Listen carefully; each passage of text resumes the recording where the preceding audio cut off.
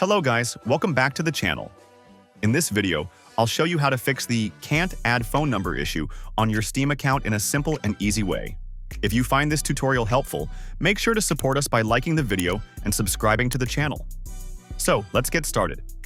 First, open Steam, then go to the top corner and click on Help. Next, select Steam Support from the drop-down menu. After that, choose My Account from the list of options.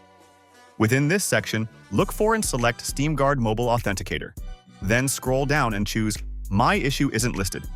This option will allow you to type in your problem with more details.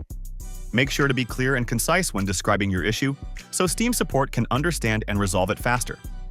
Once you're done, click Send and wait for a response from Steam Support.